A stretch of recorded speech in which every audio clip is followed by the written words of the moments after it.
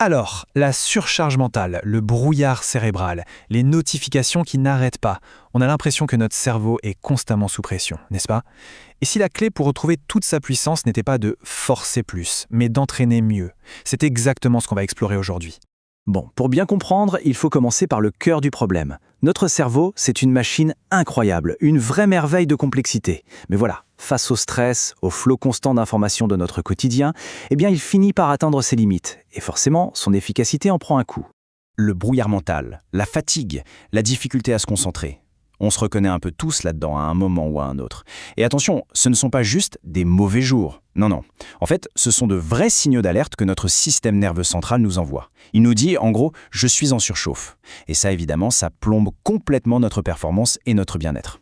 Cette analogie, elle est vraiment parfaite. Pensez à une voiture qui dévale une pente. C'est exactement comme une mauvaise habitude ou une réaction de stress qu'on n'arrive pas à contrôler. Une fois que c'est parti, que la voiture a pris de l'élan, c'est presque impossible de l'arrêter consciemment. Et pourquoi? Parce que la plupart de nos schémas sont en fait des réflexes inconscients.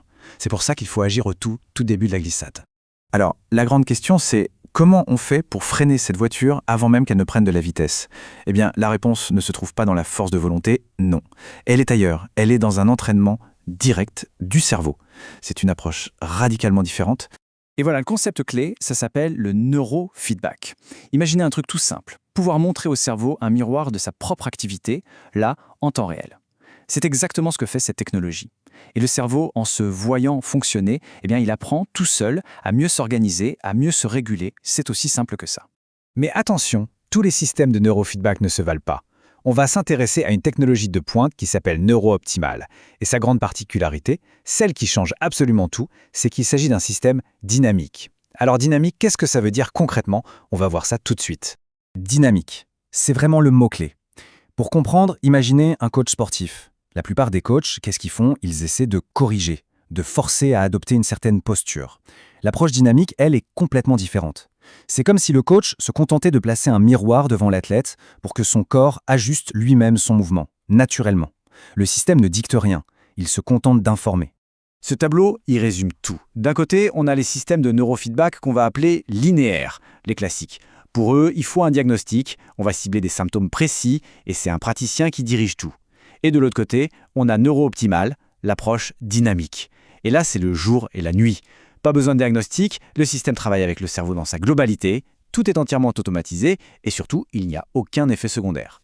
Il y a un point qui est vraiment crucial à comprendre, le système n'impose absolument rien. Il ne dit pas au cerveau « fais ci ou fais ça », pas du tout. Il agit simplement comme un miroir.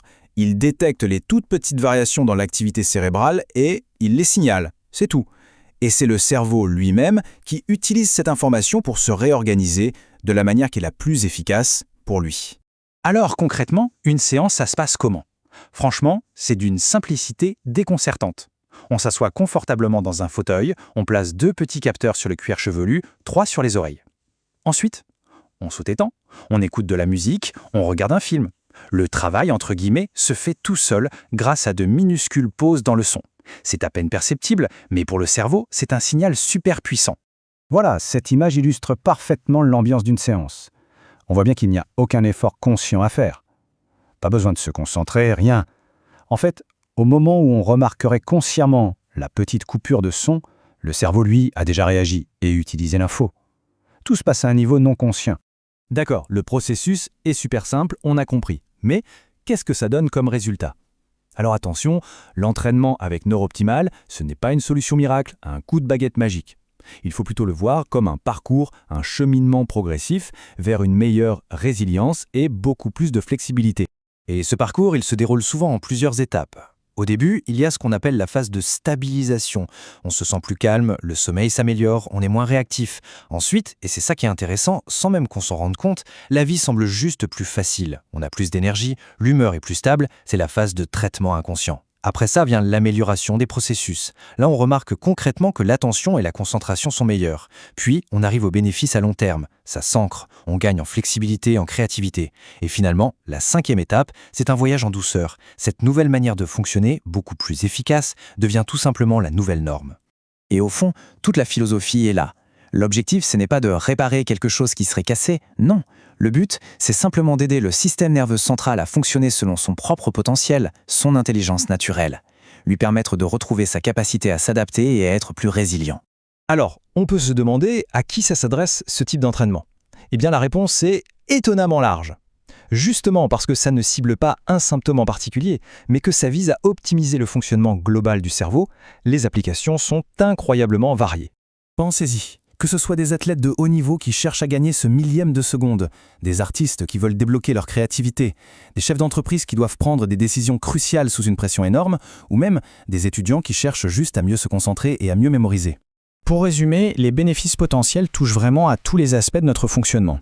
On parle d'une plus grande clarté mentale, d'une meilleure concentration, d'une résilience au stress qui augmente, d'un sommeil de meilleure qualité, d'une plus grande stabilité émotionnelle. Bref, c'est une amélioration globale qui touche autant à la performance pure qu'au bien-être général. Et tout ça, finalement, ça nous amène à une question assez fascinante. Et si les plus grandes avancées du cerveau n'étaient pas une question de forcer, de pousser, de corriger, mais simplement une question de feedback ? Si, pour libérer notre plein potentiel, il suffisait de donner à notre cerveau la bonne information et de le laisser trouver lui-même son propre chemin vers l'excellence. C'est une idée qui laisse songeur.